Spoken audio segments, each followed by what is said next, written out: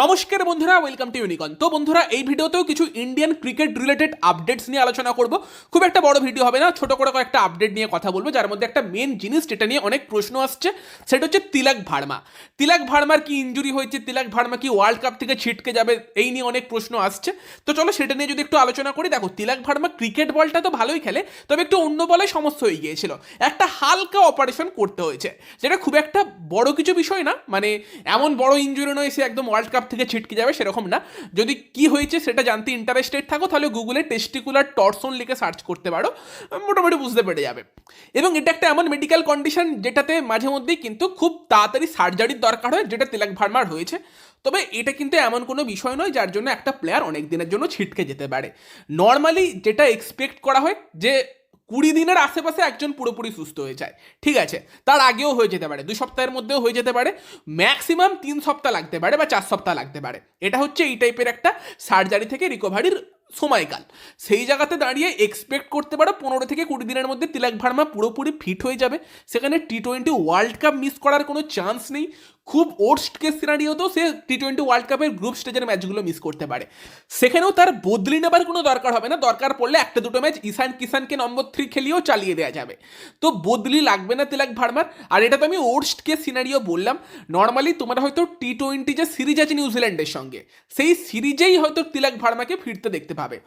এমনিতেই কিন্তু তিলক ভার্মা তার ইনস্টাগ্রামে একটা স্টোরি দিয়ে দিয়েছে, যেখানে লিখেছে, thank you for all the overwhelming love, already on the road to recovery and I will be back on the field sooner than you know it. তো তিলক ভার্মা আমাদের বলছে যত সময় তোমরা ভাবছো তার থেকেও আগে আমি কাম ব্যাক করবো। তিলক ভার্মার হায়দ্রাবাদের যে কোচ, সে কিন্তু বলেছে যে 4-5 দিনের মধ্যেই তিলক ভার্মা ফিট হয়ে যাবে। আমি বলছি যে খুব ম্যাক্সিমাম তিলক ভার্মা ইন্ডিয়া নিউজিল্যান্ড যে 5 ম্যাচের টি-20 সিরিজ আছে তার প্রথম 2-3টে ম্যাচ মিস করতে পারে, শেষ 2টো ম্যাচ হয়তো খেলবেই। উল্টো দিকে তিলক ভার্মা আর হায়দ্রাবাদের কোচ যেরকম বলছে, দেখে তো মনে হচ্ছে 5টা ম্যাচের জন্যই সে অ্যাভেলেবেল থাকবে। তো আমার মনে হয় না এই নিয়ে প্যানিক করার কোনো দরকার আছে। লোকজন রিপ্লেসমেন্ট কে হতে পারে সেই নিয়ে আলোচনা শুরু করে দিয়েছে। কে ঋতুরাজ গায়কোয়াড় সাজেস্ট করছে, কে বলছে না শুভমান গিলকে এবার এনে 3-এ খেলাতে হবে, সে টিমের সঙ্গে ছিল। ভাবার কোনো দরকারই নেই, তিলক ভার্মা ফিরবে, খেলবে, অসুবিধে নেই। তবে যদি ইনকেস তিলক অসুবিধে হতো, সেই জায়গাতে ভাই শ্রেয়াস আয়ার ছাড়া অন্য কারোর নামই আসা উচিত ছিল না রিপ্লেসমেন্ট হিসেবে। 3 নম্বর জায়গার জন্য সব থেকে best player, best perfect replacement যদি কেউ হতে পারে সেটা শ্রেয়াস আয়ারই। বাট এই অবধি আমরা ভাবছি কেন, যেখানে নর্মালি তিলক ফিরবে আমরা জানি, তো সেখানে তিলক ভার্মাকে নিয়ে চিন্তা করার কোনো দরকার নেই। বাকি রিঙ্কু সিংকে নিয়েও একটু কথা বলতে হবে।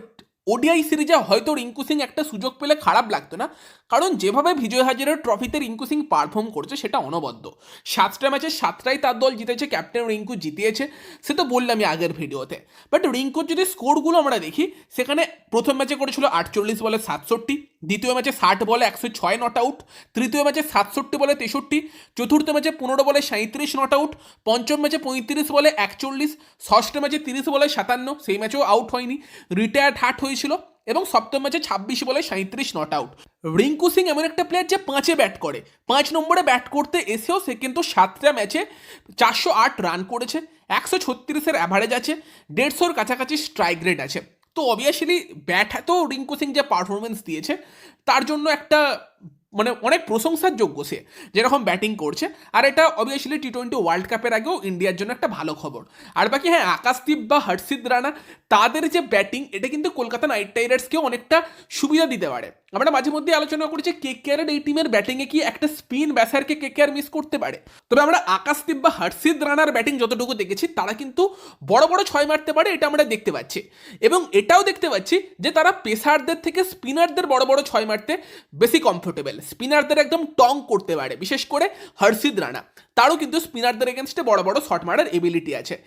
সুনীল নারায়ণ, আকাশদীপ, হর্ষিত রানা 3জনকে খেলায়, সেটা কিন্তু রীতিমতো একটা দারুণ লোয়ার অর্ডার। এবং সেখানে কিন্তু কেকেআর সিচুয়েশন অনুযায়ী 5-এ বা 6-এ অপোনেন্ট টিমকে অ্যাটাক করার জন্য কিন্তু পিন হিটার হিসেবে এই প্লেয়ারগুলো থাকলে যে কোনো কাউকে পাঠিয়ে দিতে পারে যে যাও গিয়ে ব্যাট চালিয়ে চলে এসো। এবং সেখানে কিন্তু এই 3জনই করতে পারে, নারায়ণও করতে পারে সেটা স্পিনারদের এগেনস্টে, আকাশদীপও করতে পারে, হর্ষিত রানাও করতে পারে। এবং অপোনেন্ট ক্যাপ্টেনের কিন্তু গেম প্ল্যান চেঞ্জ করিয়ে দিতে পারে। এটা একটা কলকাতার জন্য কিন্তু ডিফারেন্ট টাইপের অপশান হতে পারে, যে মাঝে মধ্যে আকাশদীপ অথবা হর্ষিত এই প্লেয়ারগুলো যদি প্লেইং 11-এ থাকে, মানে হর্ষিত নারায়ণ তো থাকবেই, যদি আকাশদীপও থাকে, তাদের মধ্যে কাউকে পাঠিয়ে দেয়া দিয়ে স্পিনারদের অ্যাটাক করা, একটাই দায়িত্ব, গিয়ে ব্যাট চালিয়ে চলে এসো। রোজ রোজ সাকসেস পাবে না, 14টা ম্যাচে যদি 4টে ম্যাচেও সাকসেস পেয়ে যায় সেটাও বলতে হবে সেক্ষেত্রে ভালো স্ট্র্যাটেজি। কারণ এতগুলো তোমার লোয়ার অর্ডারের হিটারকে নিচের দিকে রেখে তো কোনো লাভ নেই, তাদের ব্যাটিং আসবেই কতবার। সেখানে যদি মাঝে মধ্যে পাঠিয়ে দিয়ে এই স্ট্র্যাটেজিতে যায় কেকেআর, খুব একটা খারাপ কিন্তু হবে না। তোমরা কি বলো কমেন্টে জানিও। ভিডিওটা ভালো লাগলে ভিডিওটাকে লাইক করে দিও, শেয়ার করে দিও, আমাদের চ্যানেলে প্রথমবার এলে চ্যানেলটাকে সাবস্ক্রাইব করে তার পাশের বেল আইকনটাকে অন করে দিও। তো চলো গাইস, এই ভিডিওতে এই পর্যন্তই, বাই বাই।